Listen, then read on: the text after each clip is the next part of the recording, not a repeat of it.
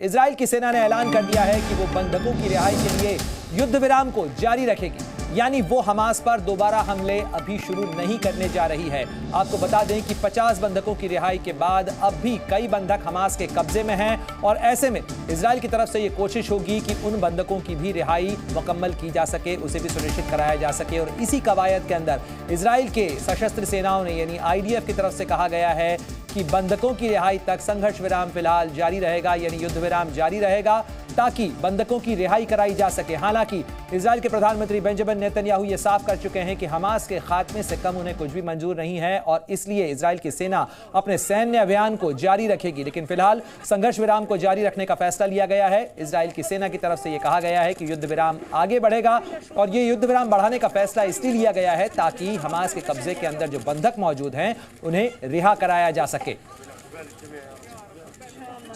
Israel के साथ साथ कई अन्य देशों के नागरिक भी जो हैं वो हमास के कब्जे में हैं और उनकी रिहाई के लिए कवायद चल रही है।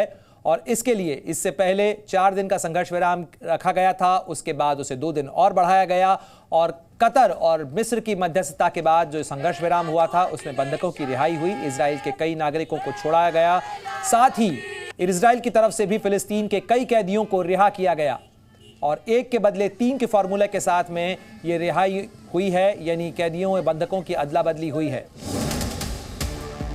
तो इजराइल और हमास के बीच युद्ध विराम बढ़ाने का ऐलान किया गया है और ये युद्ध विराम बढ़ना निश्चित रूप से मध्य पूर्व एशिया में चल रही और भड़क रही हिंसा की आग पर ब्रेक लगाने की एक कोशिश जरूर है। लेकिन बड़ा सवाल ये बरकरार है कि क्या ये स्थायी शांति का कोई फॉर्मूला निकाल पाएगा। फिलहाल यहां जोर बंधकों और कैदियों की रिहाई के ऊपर ज्यादा है। बंधकों की रिहाई की कोशिश जारी रहेगी, ये इजराइल की सेना की तरफ से कहा गया है। और एक तरफ जहां हमास के कब्जे से छूटे बंधक अपने परिवार वालों के पास पहुंच रहे हैं, उनके परिवार वाले सुकून और राहत की सांस ले रहे हैं, इसी बीच जो और नागरिक हमास के कब्जे के अंदर हैं उन्हें रिहा कराने के लिए भी कवायद चल रही है। और तब तक इजराइल की सेना की तरफ से संघर्ष विराम बढ़ाए जाने का ऐलान किया गया है। तो बंधकों की रिहाई के लिए मध्यस्थता की जरिए कोशिश चल रही है, मध्यस्थता की कवायद भी चल रही है और फिलहाल 1 दिन बढ़ाया जाएगा ये संघर्ष विराम।